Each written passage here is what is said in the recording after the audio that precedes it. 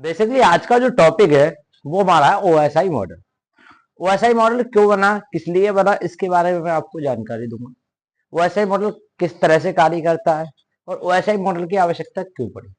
ठीक है, इन सारी चीजों के बारे में आज इस क्लास के अंदर आपको क्या है जानकारी प्राप्त कराई जाए। तो जैसा कि आप पिछले कई दिनों से नेटवर्क की क्लास पढ़ रहे हैं, तो नेटवर्क की क्लास पढ़ते पढ़ते आपको सबसे पहले पता चला कि नेटवर्क का आविष्कार कैसे हुआ। तो आपको इससे पहले लगा होगा कि भाई एक इंटरनेट ऐसी सुविधा है जो हमें सर्वर द्वारा मिल रही है, तो ऐसा कुछ नहीं था।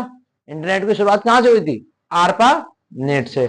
आरपा नेट क्या था? भारत का पहला, विश्व का पहला नेटवर्क जो था वो क्या था? आरपा net, advance research project agency network, जो 1969 के समथिंग डेवलप हुआ। 1982 के अंदर समथिंग जाकर इसको पूरे विश्व में जारी कर दिया गया और आम आदमी के उपयोग के लिए इसे दे दिया गया। तो 1969 के समथिंग में जारी किया गया था, तो किसके लिए था? वैज्ञानिक अनुसंधान के लिए। और 1982 के समथिंग जाके इसको क्या किया? आम आदमी के लिए दे दिया। आम आदमी ने विश्व भर पे यूज किया, तो इस पे बहुत सारे लोग जो है वो इंटरेस्टेड हुए, लोग जाने लगे, वेबसाइट बनाने लगे, वेब डेवलपमेंट हुआ। तो क्या हुआ, अचानक से फिर ज्यादा सी भीड़ आने की वजह से फिर कुछ रूल्स बनाए गए, जिन्हें क्या कहते थे? Internet protocols. जैसे कि मैंने पिछली क्लास में आपको बताया था, इंटरनेट प्रोटोकॉल क्या है? Rules of internet. इंटरनेट को जिस नियम से आप उपयोग करते हो, रूल्स ऑफ इंटरनेट क्या कहलाएंगे? प्रोटोकॉल। तो बहुत सारे फिर धीरे धीरे प्रोटोकॉल्स भी आ गए। ऐसे ही जब आप इंटरनेट को यूज करते हो तो किसी ना किसी ब्राउजर द्वारा करते हो।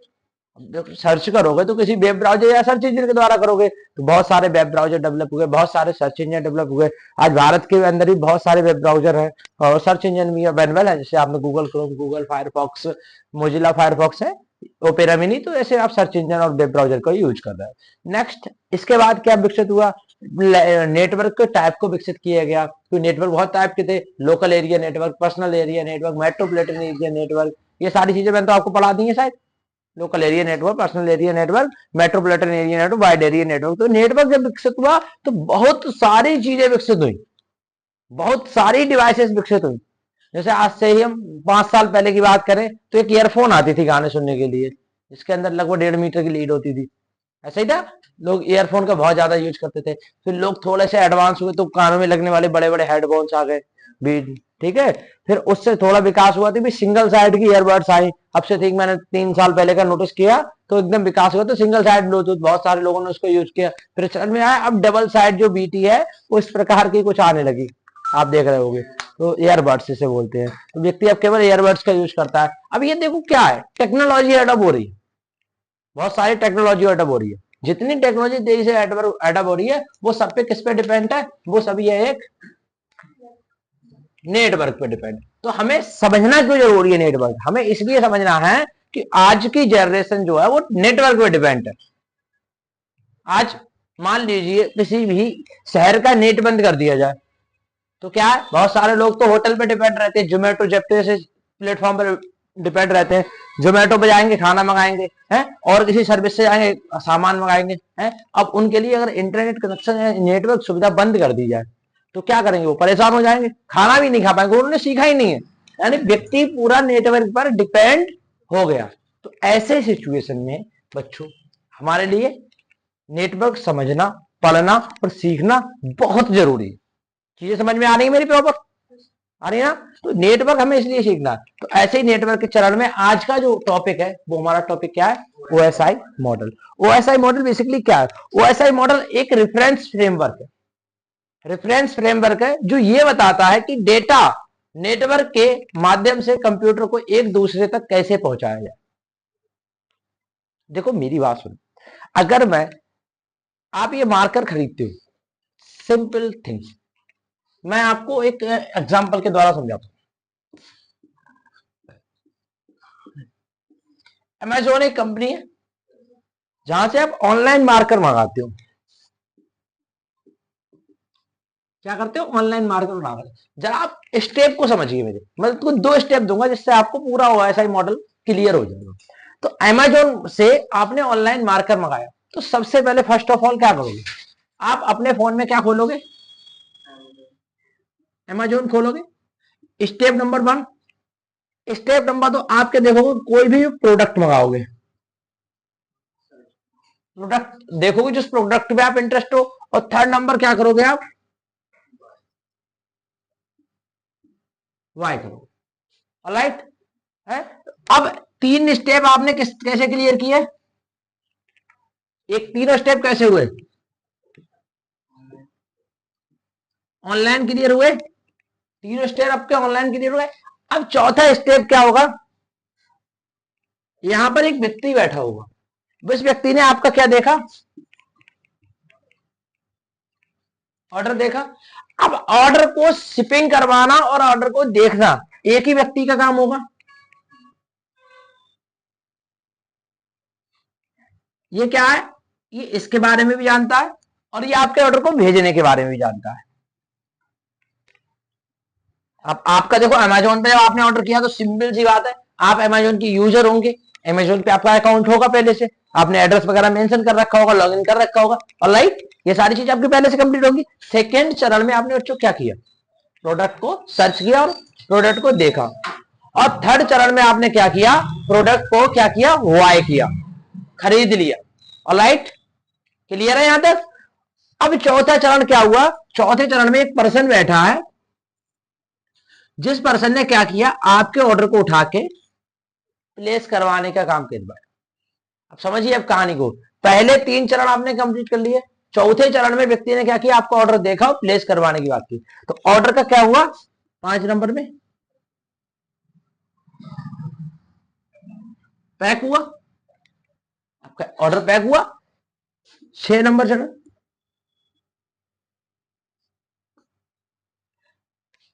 किसी भी एक गाड़ी में कह सकते हो या बॉक्स में पैक होके ट्रैक पे चल दिया।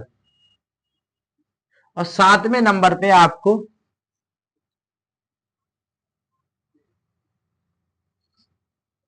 रिसीव्ड हो गया। अब देखिए इन तीनों चरण में पैक होना हार्डवेयर, बॉक्स में रख के जाना हार्डवेयर, आपको प्राप्त होना हार्डवेयर, देखना सॉफ्टवेयर, बाय करना सॉफ्टवेयर, प्रोडक्ट देखना, प्रोडक्ट पे तक जाना, प्रोडक्ट देखना और प्रोडक्ट बाय करना, तीनों सॉफ्टवेयर। That simple. नेटवर्क बिल्कुल ऐसे ही काम करता है बच्चों। कैसे काम करता है, सबसे पहले ओएसआई मॉडल की पहली जो लेयर होती है वो क्या करती है, आपकी नेटवर्क पर डिपेंड होती है, दूसरी नेटवर्क पर डिपेंड होती है, तीसरी नेटवर्क पर डिपेंड होती है। ये जो चरण लिखा हुआ है बेसिकली ये थोड़ा सा अपोजिट है। ये यहाँ पे 7 6 5 4 3 2 1 इस प्रकार से होता है। तो पहली जो 3 लेयर होती हैं वो हमारी सॉफ्टवेयर पे डिपेंड होती हैं, किस पे, सॉफ्टवेयर पे। और जो आखिरी 3 लेयर होती हैं वो हमारी हार्डवेयर लेयर होती है। कैसे लेयर होती है बच्चों, हार्डवेयर लेयर होती है। और जो बीच की लेयर होती है इसको हम इसीलिए हार्ड बोलते हैं, ये सॉफ्टवेयर और हार्डवेयर दोनों के लिए काम करती है। मैं अभी थ्योरी क्लियर कर रहा हूं तो आपको बहुत बेटर तरीके समझ में आएंगी, पर इस कहानी से आपको क्या समझ में आया कि हमारा जो भी नेटवर्क होता है किस प्रकार कार्य करता है। नेटवर्क कार्य करता है इस प्रकार कि पहली 3 लेयर हमारी करती हैं सॉफ्टवेयर पे काम और अगली 3 लेयर करती हैं हमारी हार्डवेयर पे काम, और जो बीच की लेयर होती है वो सॉफ्टवेयर और हार्डवेयर के लिए, दोनों के लिए।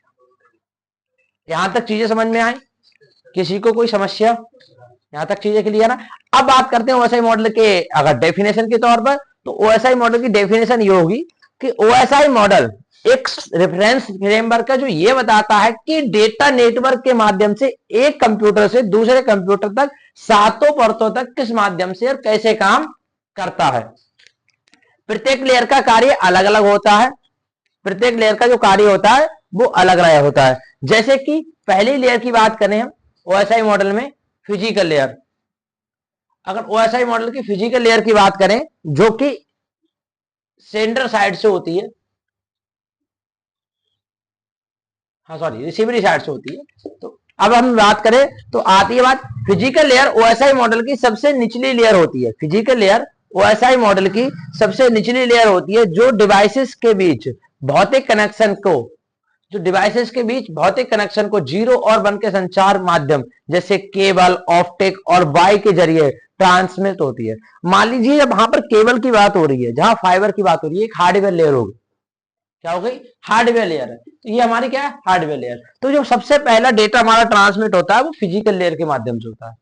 जो डेटा का पहला चरण होता है ट्रांसमिट होने का, वो एक फिजिकल लेयर के माध्यम से होता है। और इस लेयर के अंदर हमारा डेटा किसके माध्यम से आता है, optical fibre, fibre optic. Fibre optic, optical fibre होता है बेसिकली नेटवर्क की केबल होती है जो डेटा को ट्रांसमिट करती है। जिस प्रकार से आप अपने घर में इलेक्ट्रिक लाइट यूज होने के लिए वायर का यूज करते हो, ऐसे डेटा ट्रांसमिशन के लिए कुछ स्पेशल केबल हैं जिनका उपयोग किया जाता है, जिन्हें फाइबर ऑप्टिक या ऑप्टिकल फाइबर केबल के माध्यम से हम जानते हैं। आगे होता है या वाईफाई के जरिए भी डेटा ट्रांसमिट होता है। तो जो निचले स्तर पे डेटा होता है, जो एक वाईफाई के जरिए भी डेटा ट्रांसमिट होता है, या नेटवर्क लेयर के जरिए हार्डवेयर पर लेवल से, सॉरी, ये टोपोलॉजी जो होती है वो एक हार्डवेयर टोपोलॉजी पर आधारित होती है। इसके एग्जाम्पल क्या होते हैं, इसके अंदर जो आने वाले हैं वो लैन केबल, जितने भी लोकल एरिया नेटवर्क होते हैं लैन केबल से माध्यम से जुड़े होते हैं, वो सभी इसी टोपोलॉजी के अंदर आते हैं। लैन केबल हो गया, वाईफाई सिग्नल हो गया, हब हो गया, रिपीटर्स हो गया। अच्छा, हब रिपीटर के बारे में मैंने आपको बताया होगा, मैंने कुछ दिन पहले आपको बताया था कि हब और रिपीटर, मेरे पास मैंने आपको एक एग्जांपल भी दिखाया था कि हब और रिपीटर क्या होता है। तो आपको हब दिखाऊं, 1 सेकेंड।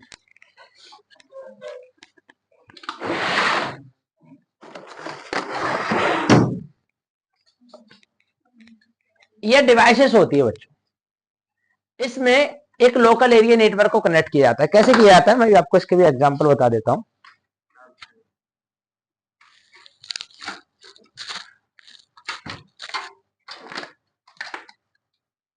देखिए, ये हमारा डी लिंक है, एंड डी लिंक मतलब ये हमारा एक स्विच है, हब नहीं है, स्विच है।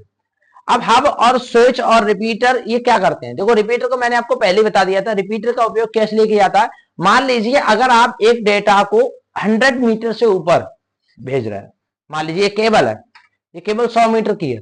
अब इसकी कैपेसिटी क्या है कि 100 मीटर तक डेटा भेज सकती है, और आपने क्या करना है, 150 मीटर के बाहर डेटा भेजना। तो आप क्या करोगे, सिग्नल वीक हो जाएगा, सिग्नल काम नहीं करेगा। तो सिग्नल को रीजनरेट करने के लिए, तो मैंने आपको पिछली क्लास में एक एग्जांपल दिया था कि किसी व्यक्ति की कैपेसिटी 1 किलोमीटर तक भागने की है, 1 किलोमीटर तक से ज्यादा नहीं भाग सकता। तो 1 किलोमीटर के बाद उसे ऐसा सप्लीमेंट दिया जाए वो 1 किलोमीटर के बाद भाग जाए, तो मैं कहता हूँ न्यूरोकार्न गोल्ड पिला दो उसे, एनर्जी आ जाए उसके अंदर। ठीक है, तो एनर्जी लाने के लिए एक न्यूरोकार्न गोल्ड का सैचेट पिला दिया, फिर वो अगले आधे किलोमीटर तक भाग सकता है। तो सेम रिपीटर होता है। रिपीटर का काम क्या होता है, सिग्नल को रीजनरेट करना या री एम्पलीफाई करना। ठीक है, तो जो भी सिग्नल होते हैं उन्हें दोबारा से जनरेट करने का काम किसका होता है, रिपीटर का। तो वो सिंपल यही बात है, ये केबल से 100 मीटर तक डेटा गया, इसके आगे ले जाना तो बीच में क्या लगाना पड़ेगा, क्या लगाना पड़ेगा, रिपीटर, जो सिग्नल को रीजनरेट करेगा। ऐसे होता है हमारा हब। हब क्या करता है, एक डेटा को सिंगल वे में ट्रांसमिट करता है, एक सिंगल लाइन में। इसमें 8 अलग अलग कनेक्शन को जोड़ा जा सकता है। यह है स्विच, ये डिफरेंट डिफरेंट नेटवर्क के लिए जोड़ा जाता है। मान लीजिए ये 16 पोर्ट स्विच है, इसके अंदर मान लीजिए ये केबल कनेक्ट कर ली, यही होती है फाइबर ऑप्टिक केबल, ये कनेक्ट कर दी। अब जब ये केबल कनेक्ट होगी बच्चों, तो ये केबल कनेक्ट होने के बाद ये डेटा को ट्रांसमिट कर देगी 16 पोर्ट में। मतलब एक यहां लगा दी, तो अब इसके अंदर 16 और नेटवर्क बनाए जा सकते हैं। कितने, 16 और, मतलब एक तो ये खुद लग गया तो बकाया बचे 15। तो इसमें नेटवर्क आया, ये नेटवर्क को कितने टुकड़ों में बांट देगा, 15 अलग अलग टुकड़ों में बांट देगा। समझ में आया। तो स्विच क्या करता है, एक ही बार में 15 अलग अलग नेटवर्क में बांट देगा, और ये अलग अलग पोर्ट के होते हैं, 8, 16, 32, 24। ठीक है, तो इसे अलग अलग पोर्ट के होते हैं, तो आप लोग याद रखें ये अलग अलग पोर्ट के भी होते हैं। ठीक है, 8, 16, 24 और 32, तो ये अलग अलग पोर्ट के होते हैं। तो ये होता है स्विच। ये देखो साफ साफ दिख रहा है, इसके अंदर पोर्ट है, इन पोर्ट्स के माध्यम से ही डेटा को ट्रांसमिट किया जाता है। ऑलराइट, देख लिया होगा। तो ये लोकल एरिया नेटवर्क पर काम करते हैं। अब देखो मेरे हाथ में तो सिंपल सी बात है, लोकल एरिया नेटवर्क की वहां पे। अब आती है बात सेकेंड लेयर, डेटा लेयर की, data link layer. Data link layer की परिभाषा समझिए। तो डेटा लिंक लेयर दो जुड़े हुए डिवाइसेस के बीच एक विश्वसनीय डेटा ट्रांसफर सुनिश्चित करता है। यह फिजिकल लेयर से प्राप्त फ्रेम को में बदलता है और एरर डिटेक्शन, करेक्शन और फ्लो कंट्रोल करती है मैक एड्रेस का उपयोग करके। अब समझिए मैक एड्रेस क्या होता है। मैंने आपको शायद एक लास्ट टाइम क्लास में बताया था MAC, media access control. MAC address होता क्या है? 48 बिट का एक एड्रेस होता है। कितना?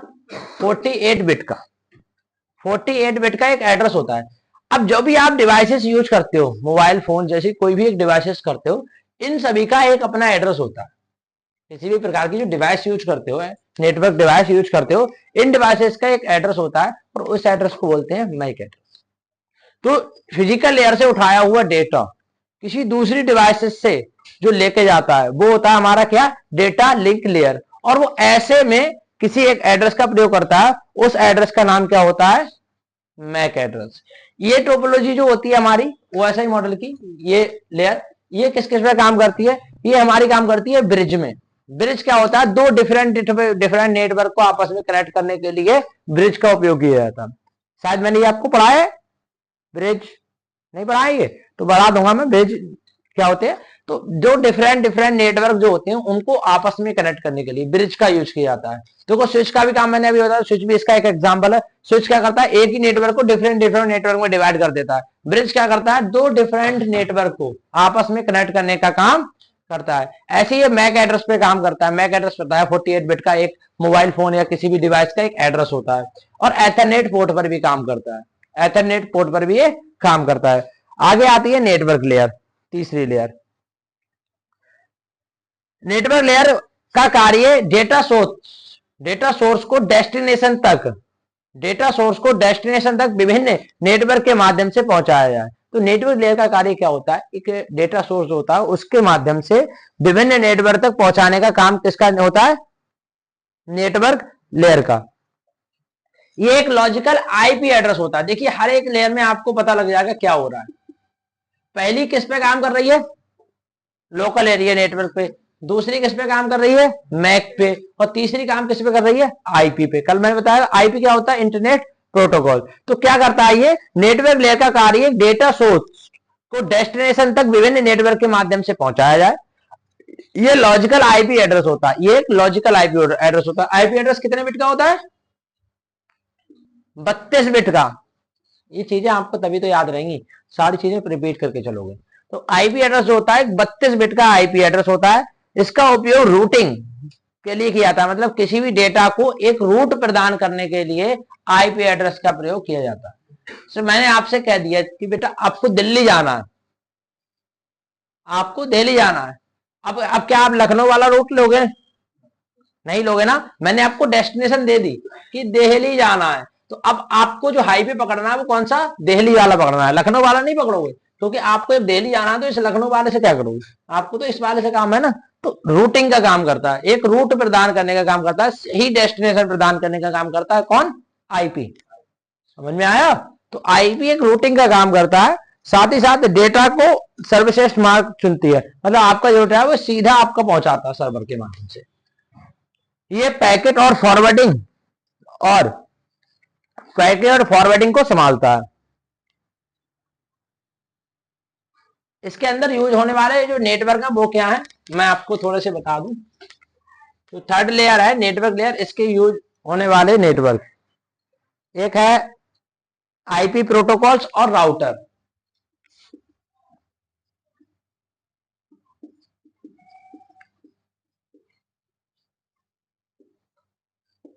राउटर किसी ने पढ़ा है पहले? नहीं पढ़ा है ना। राउटर होता क्या है? कभी कभी आपने देखा होगा किसी भी ऑफिस में जाते होगे तो एक डिवाइस लगी होती है जिसमें दो सिग्नल वाली डिवाइस लगी होती है, सिग्नल टाइप से, ऊपर उसमें एंटीना निकला हुआ होता है, ठीक है। उसमें केबल लगी होगी, ऊपर दो सिग्नल टाइप से लगे होंगे। कहीं भी जाओ ऑफिस वगैरह में छोटे छोटे नेटवर्क में देखा है? तो उसमें क्या होता है? राउटर क्या होता है? राउटर क्या होता है बेसिक? देखो ये सभी तो नेटवर्किंग डिवाइस है। बात की जाए डी लिंक यानी स्विच, हब है, वाईफाई, ये सब क्या है? हमारी networking device. Router networking device नहीं है, राउटर इंटर नेटवर्किंग डिवाइस है। राउटर क्या है? Inter networking device. राउटर का काम क्या होता है? आपके पास जो एक सिंगल लोकल एरिया नेटवर्क आ रहा है उसको मल्टीपल नेटवर्क में डिवाइड करना। आप सबके पास राउटर देखा होगा। देखो आपके घर में आज के टाइम में जियो एयर फाइबर चल रहा है, एयरटेल एयर फाइबर चल रहा है। तो एयर फाइबर में वो एक बॉक्स लगा के आते हैं आपके घर के अंदर। बॉक्स लगा के आते हैं तो कहते हैं 30 एमबीपीएस की स्पीड है, 30 मेगाबिट पर सेकेंड की स्पीड इसकी होती है। तो अंदाज लगाइए वो एक केबल आपके बाहर से लेके आते हैं, छत से, आपकी छत से नीचे तक एक केबल लेके आएंगे और वो आपके राउटर में कनेक्ट कर देंगे और आपके अराउंड 100 मीटर एरिया के अंदर प्रॉपर 30 एमबीपीएस का इंटरनेट कनेक्शन चल जाएगा। आपके फोन में भी तो 5G चल रहा है, वहां क्यों नहीं चलता? देखो मैंने आपको बताया था कि प्रत्येक नेटवर्क का क्या होता है, एक IP internet protocol address, IP address होता है। तो उस आईपी एड्रेस को आपको परमानेंट रिजर्व किया जाता है और बताया जाता है इस नेटवर्क पर 30 एमबीपीएस की स्पीड प्राप्त करानी है। समझ में आया? एमबीपीएस का फुल फॉर्म होता है मेगाबिट पर सेकेंड। तो जब भी आपको ये नेटवर्क दिया जाता है तो एक राउटर के माध्यम से दिया जाता है। आपके घर में जो छोटा सा बॉक्स लगा हुआ है वो क्या है? एक राउटर, जो सिग्नल लाके आपके घर तक है, आपके अराउंड 100 मीटर तक पहुंचा रहा है। तो ये दोनों प्रकार से होता है राउटर। अब डिफरेंट डिफरेंट राउटर का यूज किया जाता है। एक सिग्नल को बहुत सारे सिग्नल में ट्रांसमिट करने के लिए राउटर का उपयोग किया जाता है। तो हमारा जो नेटवर्क लेयर होता है वो इसी पे काम करता है। तो उसमें राउटर हो गया, आईपी प्रोटोकॉल। अब आईपी भी तो सिंगल नहीं है, आईपी एड्रेस भी तो डिफरेंट है, बहुत सारे आईपी एड्रेस है। तो राउटर क्या करता है, हमारे नेटवर्क नहीं होता है, ये एक इंटर नेटवर्किंग डिवाइस होती है। ये सभी बहुत सारी, तो ये सब नेटवर्किंग डिवाइस है, जैसे हब हो गया, स्विच हो गया, रिपीटर हो गया, गेटवे हो गया, ब्रिज हो गया, ये सब हमारी नेटवर्किंग डिवाइस है। Router is the inter networking device, ये इंटर नेटवर्किंग डिवाइस होती है। यही बात करें हम चौथी लेयर अपनी ट्रांसपोर्ट लेयर की। तो बच्चों ट्रांसपोर्ट लेयर का काम क्या होता है, ये दोनों डिवाइसेस के बीच में एंड टू एंड कम्युनिकेशन करता है। एंड टू एंड मतलब ये ऊपर की 3 लेयर पे भी काम करता है और ये नीचे की भी 3 लेयर पे काम करता है। तो ये हमारा किसका निर्धारित करता है, ये एंड टू एंड लेयर पे काम करता है। ये दोनों लेयर को के डेटा को संभालता है और इनके जो पैकेट होते हैं उनको छोटे छोटे सेगमेंट में डिवाइड करता है। बात की जाए 5वें लेयर में, और इसके अंदर जो काम करते हैं वो टीसीपी आईपी काम करते हैं, ट्रांसमिशन कंट्रोल प्रोटोकॉल और इंटरनेट प्रोटोकॉल्स। 5वीं जो लेयर है वो है हमारी सेशन लेयर। सेशन लेयर दो कंप्यूटर के बीच में कनेक्शन स्थापित बनाए रखती है। सेशन लेयर जो होती हैं वो दो कंप्यूटर के बीच में कनेक्शन स्थापित बनाए रखती हैं और ताकि ये कम्युनिकेशन में रुकावट आने पर सही ढंग से बात कर सके। मतलब आप ये आप देख लीजिए, अगर आपका डेटा दूसरी, मतलब मैंने बताया पहली सॉफ्टवेयर होती है, दूसरी हार्डवेयर होती है। अगर आपका डेटा सही से काम करना है तो सेशन लेयर का यूज ये किया जाता है कि आपका डेटा एक प्रॉपर तरीके से काम कर सके। और इसका देखो एग्जांपल भी है, जैसे वीडियो कॉन्फ्रेंसिंग, रिमोट लॉगिन। अब आप वीडियो कॉन्फ्रेंसिंग कर रहे हैं तो दो अलग अलग नेटवर्क के बीच में बात कर रहे हैं, तो प्रॉपर तरीके से आपकी वीडियो कॉन्फ्रेंसिंग हो सके, या फिर रिमोट लॉगिन मतलब दो डिफरेंट डिफरेंट कंप्यूटर आपस में कार्य कर सके, तो इसके लिए सेशन लेयर का उपयोग किया जाता है। आती है बात प्रेजेंटेशन लेयर की। प्रेजेंटेशन लेयर एक ट्रांसलेटर की तरह कार्य करती है, एप्लीकेशन लेयर से नेटवर्क लेयर के बीच में डेटा को परिवर्तित करती है। जैसे इसमें एग्जांपल भी है इसके, जेपीजी, MP3, MPEG, SSL और TLS। और आखिरी लेयर जो आती है हमारी OSI मॉडल की, एप्लीकेशन लेयर।